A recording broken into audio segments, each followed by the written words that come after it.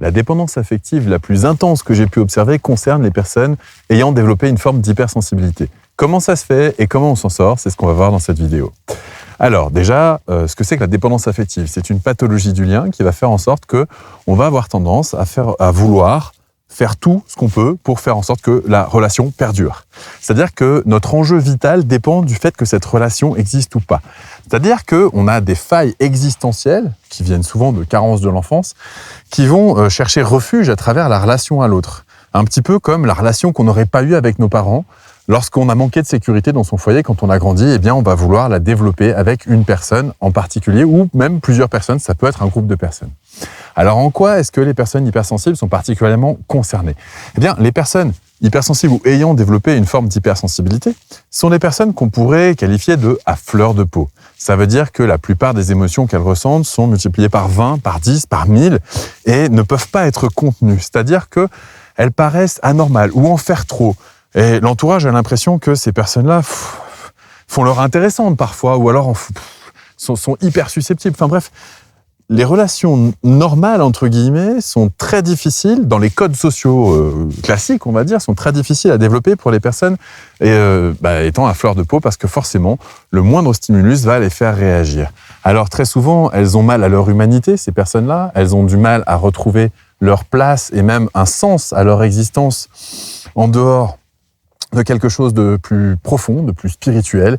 Et donc, cette connexion à l'autre est fortement importante puisque elles se sentent en général seules dans leur sensibilité, puisque, on vient de le voir, d'un point de vue des codes sociaux, elles ont du mal à trouver leur place, elles ont du mal à communiquer, elles ont du mal à se sentir comprises, entendues, et même à comprendre et à entendre les autres parfois parce que leurs centres d'intérêt leur paraissent subtils, égotiques, superficiels, matériels et elles ont l'impression que les gens de ce monde, la majorité des gens de ce monde, ne comprennent pas la dimension hautement philosophique, spirituelle ou cette hyper-connexion qu'elles peuvent avoir avec le reste du monde.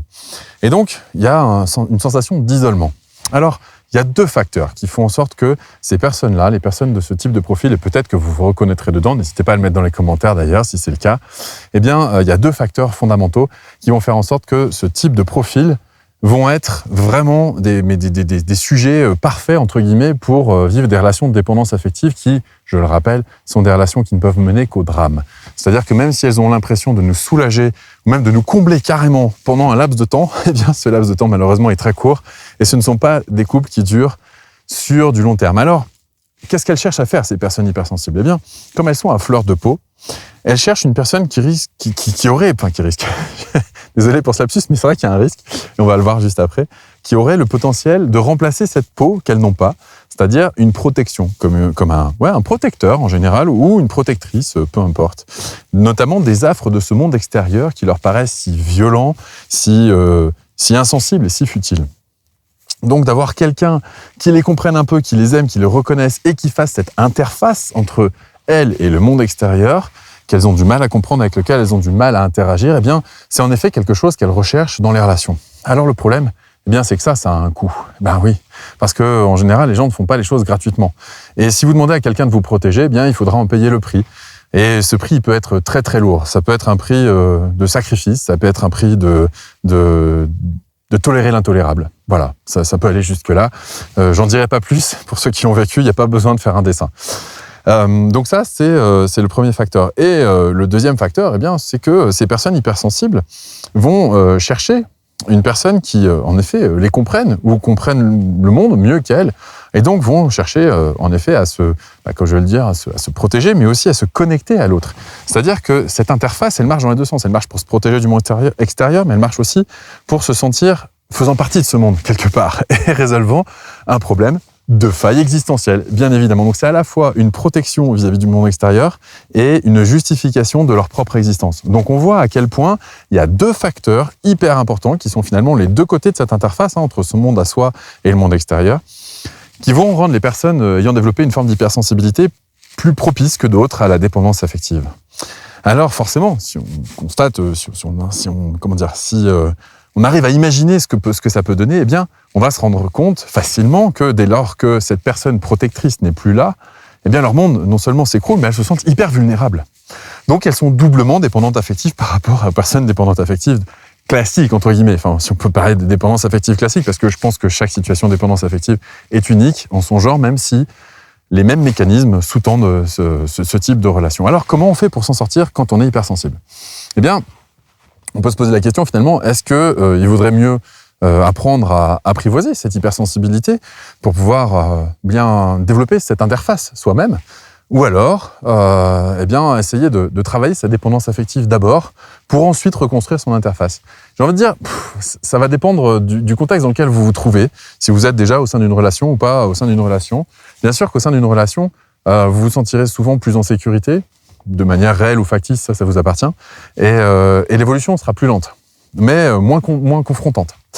Maintenant, je reste persuadé que travailler sa dépendance affective, c'est-à-dire son rapport à l'autre, eh bien, est une première étape. Moi, je proposerais de faire les choses dans cet ordre-là, c'est-à-dire de travailler d'abord son rapport à la dépendance affective, puis ensuite de voir à quels endroits est-ce qu'on est à fleur de peau et de revenir sur eh bien, ces carences d'enfance qui font que vraiment on a du mal à voir le monde autrement qu'à travers cette inhumanité apparente et ces difficultés que l'on peut avoir à voir le beau chez l'humain.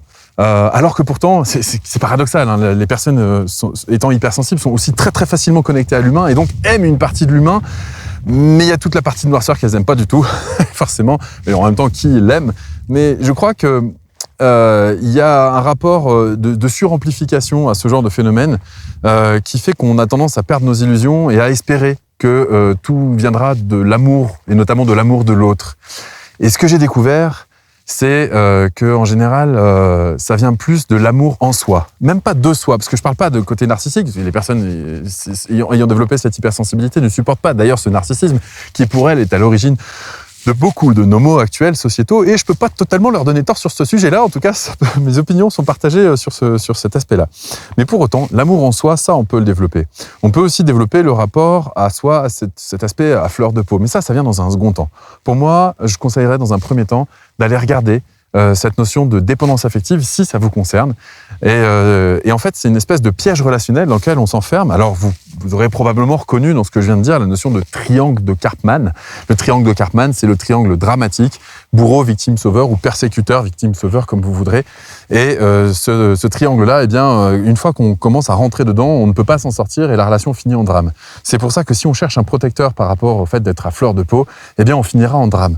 Donc, je reste persuadé que d'aller travailler sa notion de la relation, tant qu'on n'est pas en relation, ça c'est faisable, parce qu'on peut le faire de manière abstraite, et on peut essayer de comprendre les rouages qui nous poussent, les émotions qui nous poussent, les peurs qui nous poussent, à nous mettre dans ces situations inextricables et souvent dramatiques. Alors, si c'est quelque chose qui vous intéresse, je propose un webinaire de plus de 2 heures, il est gratuit, vous pouvez cliquer sur les liens qu'il y a autour de cette vidéo, et pour aller explorer justement les tenants et les aboutissants de ces relations de dépendance affective. J'ai été dépendant affectif moi-même, et c'est pour ça que j'ai décidé de faire ce métier, d'ailleurs, au passage, pour essayer d'accompagner des gens à en sortir, parce que le monde n'a plus rien à voir quand on sort de ces lunettes déformantes liées à nos peurs, nos angoisses et nos carences d'enfance. Et dès l'instant où on arrive à voir le monde autrement, eh bien, on garde sa sensibilité, c'est-à-dire sa sensibilité à la beauté du monde, et on est beaucoup moins perméable émotionnellement à cette noirceur dont je parlais, et voire même, on a tendance à encourager certaines personnes à essayer de développer un peu plus de lumière en elles, c'est-à-dire accompagner les personnes à faire ce que vous pourriez faire, c'est-à-dire développer l'amour en vous pour accompagner d'autres à développer l'amour en eux, plutôt que de chercher à combler leurs failles d'enfance à travers des comportements égotiques, comme des comportements de domination ou de surconsommation ou de rapports de dominant-dominé. Je viens de dire domination, c'est un peu la même chose, mais des rapports de manipulation, bref, tout ce genre de choses. Vous voyez à quel point ça, c'est assez ignoble. Et donc ça, oui, je pense que pour des personnes hypersensibles, ça peut se faire dans un second temps. Donc voilà, sur ce, j'espère que cette vidéo vous a plu, et moi je vous dis à très bientôt, prenez soin de vous, ciao. Si vous avez aimé cette vidéo, n'hésitez pas à la partager, à la liker, à vous abonner aussi aux chaînes YouTube et aux pages Facebook. N'hésitez pas non plus à aller en voir d'autres, il y en a plein la chaîne YouTube et plein la page Facebook, et puis je vais vous mettre des liens en dessous de cette vidéo ou au-dessus en fonction de là où elle se trouve, des liens d'accès, notamment un lien d'accès au groupe de travail, un groupe gratuit. Si jamais ce sont des thématiques qui vous intéressent et que vous voulez vous retrouver un petit peu moins seul et travailler encadré par des coachs professionnels, eh bien voilà, il y a un groupe gratuit. N'hésitez pas à cliquer. Vous avez aussi le QR code qui est là si vous voulez aller directement sur le groupe et faire votre demande d'adhésion. Moi je vous dis à très bientôt, prenez soin de vous, ciao.